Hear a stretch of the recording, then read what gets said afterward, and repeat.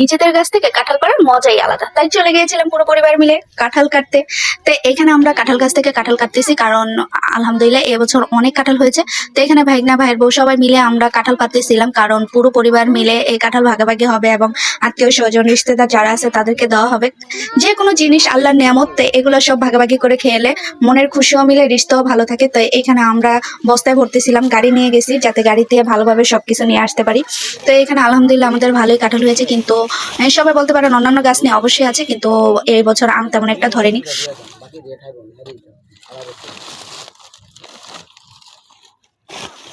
তাই নিজের গাছের কাঁঠাল নিয়ে চলে যাচ্ছি মার বাসায়। আর সাথে নিয়েছিলাম লিচু, আমার দুই ছেলে তো পুরাই ঘামে অস্থির।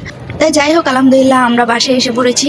তো এখানে আমার ছোট্ট ভাই পুটটা ঘুমিয়ে আছে সে, আর এইখানে আমার ভাইয়ের বউ নাস্তা বানিয়ে দিয়েছে। তা আমার ভাইয়ের বউ এখানে মানে অনেক শরম পাচ্ছে আমি ওকে ভিডিও করতেছি দেখে। তো এই আমার ভাইপো তো ঠিক আছে।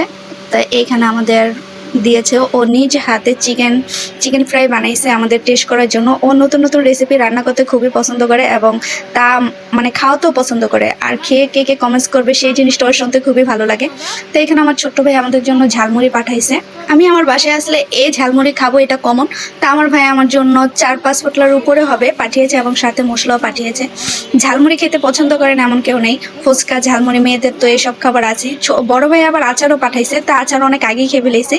তো এই ঝালমুড়িটা আমার মানে দেখলেই লোলা, সেই যে আপনাদের সাথে বলতেছি মনে হচ্ছে আমি তার কাছ থেকে গিয়ে খেয়ে ফেলি, এরকম একটা অবস্থা। তো যাই হোক মার বাড়ি বলতে একটা অন্যরকম আনন্দ, সুখ দুঃখ সবকিছু। তো যাই হোক আমার মা এই, দেশের বাইরে থাকে যে জন্য মাকে পাইনি। তো এখানে ভাইয়ের বউর সাথে অনেকক্ষণ আড্ডা দিলাম, ভাইপুরটাকে দেখে আসলাম। সবাই দোয়া করবেন আমার ভাইপুতের জন্য যাতে আল্লাহকে সুস্থ সবল রাখে।